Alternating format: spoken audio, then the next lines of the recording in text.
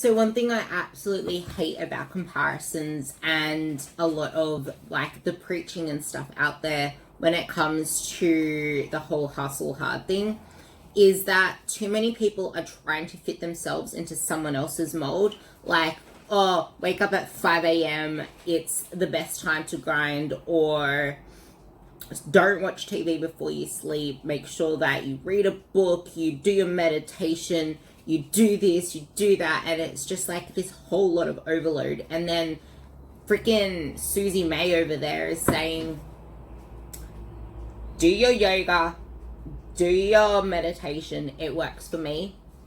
I'm what's that word? Enlightened. Just because something works for someone else or someone else is doing something does not mean that you need to try and force yourself to fit that mold. I was having a conversation with a client the other day, and she has been struggling big time to reduce her screen time before bed.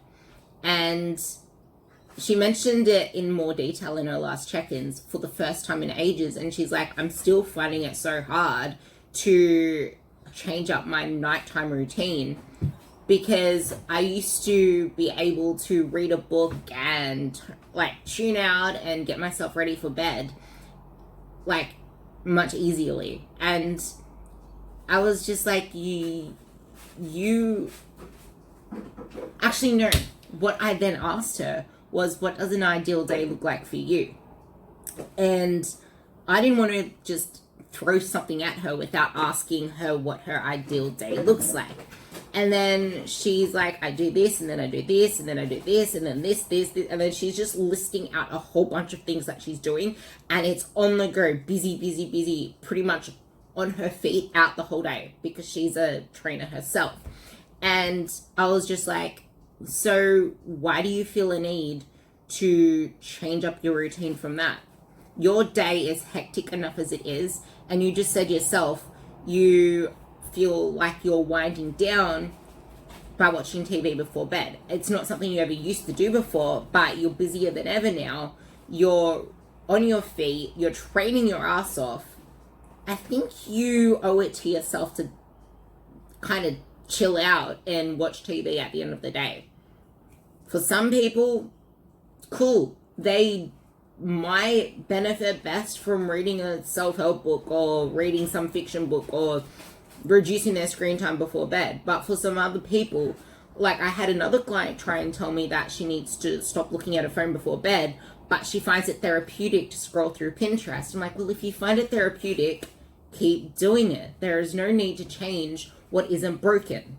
So if that is helping you get yourself to sleep, if that is making you relax, and you're not someone that's usually relaxed and trying to do something else like meditation or yoga gets you more stressed out or anxious, or it just isn't for you, stop trying to fit yourself into someone else's mold. Stop the whole hustle hard.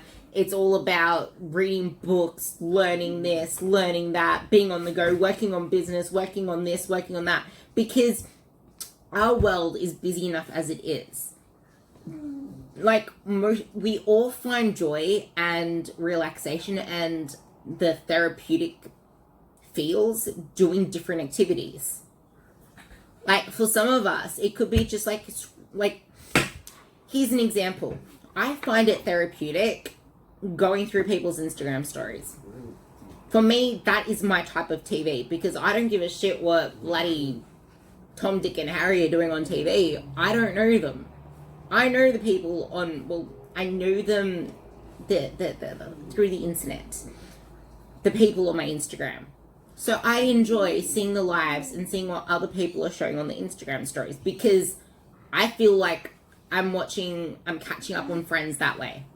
Especially as we're a lot more technology based these days. So for me, that is my chilling out time, especially because my mind is always so focused and running 100 miles an hour doing all of my client stuff. So if there is something out there that makes you feel good, keep doing it. If it's working for you, keep doing it. If it's getting you to where you want to be, Keep doing it. Now, is watching TV getting her to where she wants to be? No. But it's allowing her to then chill out, because a big thing in life is that we're so stressed all of the time. It's bringing down her stress because she's actually giving herself the chance to relax. Because if she's going to get stressed out all the time over trying to fit herself into someone else's mold, or she's not actually giving herself the chance to, then that's not going to put her into a very productive place when she is actually required to do the work. So then, by putting her into a productive place to then do the work, is getting her to where she wants to be. And the whole wake up at 5 a.m. hustle thing, there's nothing more important than sleep. Like, we are already not sleeping enough as it is.